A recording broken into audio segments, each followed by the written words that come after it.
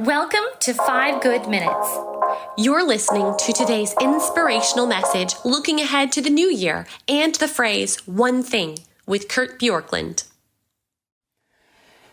This week we turn our calendars to a new year, and as we turn our calendars to a new year, it's always an interesting time to consider where we are spiritually. And in order to do that this year, I want to look at a phrase that's used 5 times clearly in Scripture. It might be used a little more, but 5 that are memorable and clear in almost any translation. And that is the phrase, one thing. And we're going to do these in canonical order, meaning looking at them as they appear in our English Bible. So the first one is in Psalm 27, where David, the psalmist, writes this. He says, one thing, this is verse 4, I have asked of the Lord, that I will seek after, that I may dwell in the house of the Lord all the days of my life, to gaze upon the beauty of the Lord and inquire in his holy temple. Now, the context of this is that David was in some kind of spiritual difficulty, probably in a significant trial, because it appears just from verses 1 and 2 that he was under assault. And we know that David had a lot of moments under assault in his life. Here's verse 1, the Lord is my light and my salvation. Whom shall I fear? The Lord is the stronghold of my life. Of whom shall I be afraid? So he's reminding himself that if God is his God, he doesn't need to fear any earthly trial or difficulty or hardship. And then he says in verse 2, when evildoers assail me, and this phrase is used in Psalm 26:5 to speak falsely of somebody, to eat up my flesh, my adversaries and my foes, it is they who stumble and fall. Verse 3, though an army encamp against me, my heart shall not fear. Though war rise against me, yet I will be confident. And then he makes this great one thing that he asked, that he would seek after the Lord, dwell in his house, that he would gaze upon his beauty and inquire in his temple.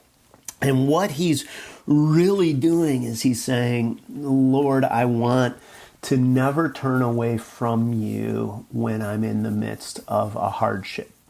And it's interesting because a hardship tends to do one of two things. It either causes us, and cause probably isn't the right word, it's probably more it reveals something about us, in that we either will tend to turn away from God and say, God isn't for me, God isn't there, or we'll tend to turn toward God.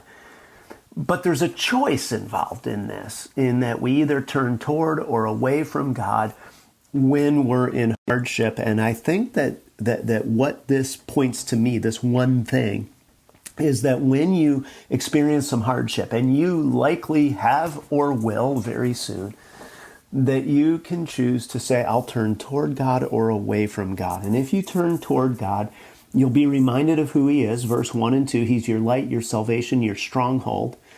And you'll bring the reality of God close to where you are. And you will be expanding your sense of confidence. Verse 3, though they wage war against me, yet I will be confident. When you bring God into your sense of well-being, and again, he mentions these enemies, verse 2, verse 6, verse 11, verse 12, then you will be able to say, I don't need to fear because of who God is. And your faith will be strengthened, verses 5 through 14, all the way through in different ways. I love how it ends. Verse 13, the psalm, I believe that I shall look upon the goodness of the Lord in the land of the living. The NIV says, I am still confident of this, that I will see the goodness of the Lord. The NET says, where would I be if I didn't trust in the goodness of the Lord? And so this is a psalm to hang on in difficulty and to turn toward God, whatever is happening. One thing I ask, that I would dwell in the house of the Lord forever, that I would seek after, that I would look for who God is in every hardship, every difficulty that comes in the coming year. Thanks for joining us here today. There's a lot of great content to explore on Orchard Hill Plus and on the Orchard Hill main feed from the weekend. Have a great day.